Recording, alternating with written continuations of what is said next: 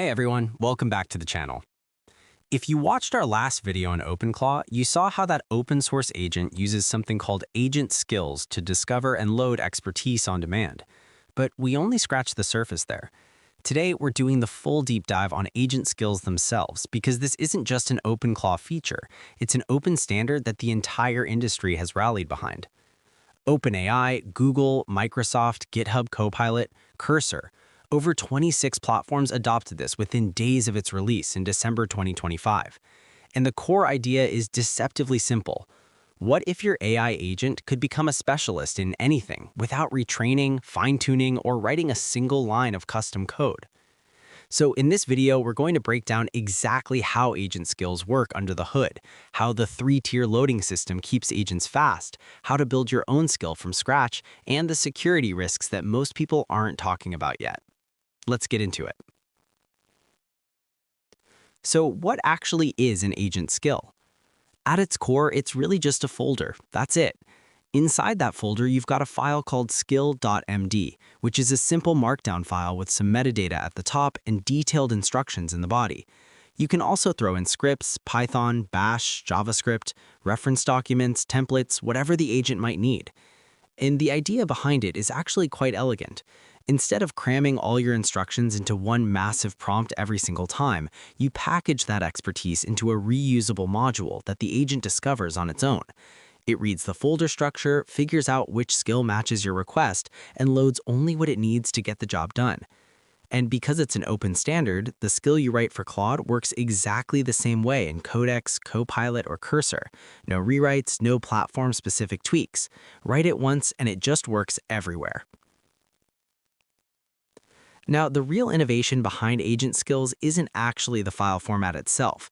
It's something called progressive disclosure, and this is where it gets really interesting. Here's the problem it solves. AI models have a limited context window. That's basically the amount of text they can hold in mind at once. And if you load every instruction, every template, every edge case up front, you bloat that context, and the model's reasoning quality starts to degrade. So progressive disclosure works in 3 tiers. Tier 1 is discovery. When the agent starts up, it reads only the name and a short description of each available skill. That costs about 50 tokens per skill, so you could have hundreds of skills loaded with essentially zero performance impact. Tier 2 is activation. When your request actually matches a skill's description, the agent pulls in the full SKILL.md body, typically 2,000 to 5,000 tokens of detailed step-by-step instructions. And Tier 3 is execution. Scripts, reference files, and assets only load when the agent actually needs them during the task itself. Maximum efficiency, minimum waste. Think of it like a library. You know the catalog exists, you pull one book off the shelf, and you only flip to the specific chapter you need. Skills work exactly the same way.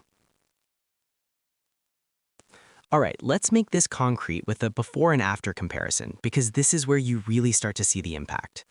So, before skills, you open up a new chat session and you paste in this massive prompt, maybe 2,000 words, explaining your coding standards, your preferred file structure, your testing requirements, your entire deployment process. And you do this every single session. The agent follows your instructions mostly, but the output varies. Sometimes it forgets a step, sometimes the format drifts. And if you're working with a team of 50 engineers, everyone's pasting slightly different versions of the same prompt. Now, after skills, you create one skill folder with your standards documented properly. Every agent, Claude, Codex, Copilot, Cursor, discovers it automatically. The instructions are version controlled, the output is consistent, and nobody has to paste anything ever again. And the real power here is the compounding effect. That team of 50 engineers with each their own slightly different prompts gets replaced by one shared skill that every agent loads automatically. That's not just convenience, that's organizational knowledge infrastructure. So let's actually walk through how to build one of these because it's surprisingly straightforward.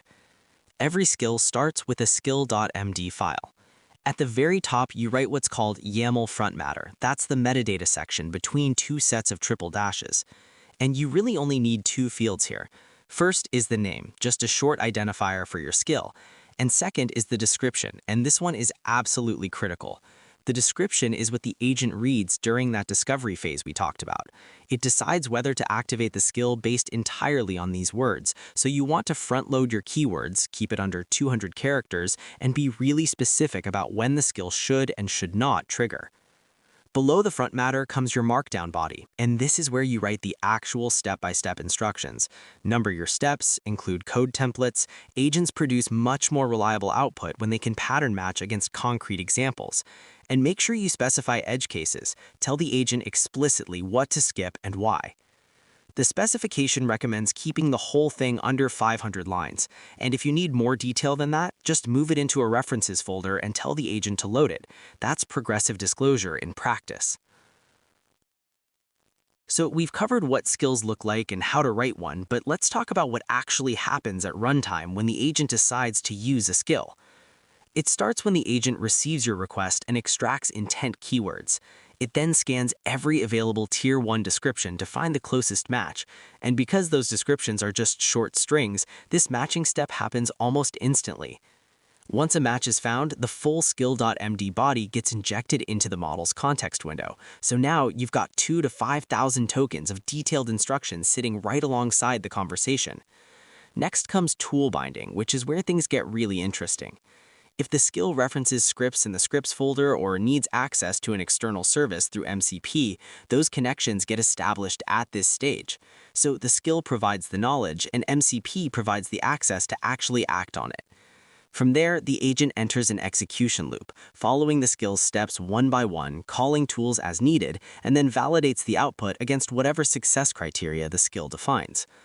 The whole point of this pipeline is determinism. Same skill, same request, same result every single time. And that's what makes skills fundamentally different from just pasting a prompt into a chat window. Now, this is the part that most people skip, but honestly, it's probably the most important section in this entire video: security. The OWASP Top 10 for large language models lists prompt injection as the #1 risk, and skills create entirely new attack surfaces that didn't exist before. Here's how it works in practice.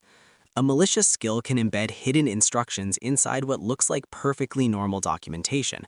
The agent reads those instructions and follows them silently, maybe exfiltrating data through a curl command or maybe bypassing its own safety guidelines entirely. Cisco actually demonstrated this with OpenClaw. They found a skill called "What Would Elon Do" that had been inflated to become the #1 ranked skill in the entire repository, and it contained active data exfiltration code the whole time. The UK's National Cybersecurity Centre has gone on record saying that prompt injection may never be fully solved, not the way SQL injection eventually was. And then there's memory poisoning, where an attacker plants an instruction that the agent remembers and acts on weeks later when a completely legitimate task happens to trigger it. The bottom line here is that every skill you install is untrusted input, and you need to treat it that way. So where does all of this leave us? Agent skills are one of the most important developments in AI infrastructure right now. They solve a real problem, making agents reliably good at specialized work without the overhead of fine-tuning or constant prompt repetition. But like any powerful tool, they require discipline. Keep your skills focused and under 500 lines, and always review them for hidden instructions before you install anything.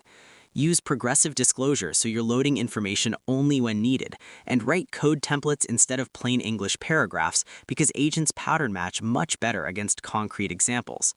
Limit agent permissions to the minimum required for the task, and test your skills the way you'd test code, with defined inputs, expected outputs, and edge cases covered.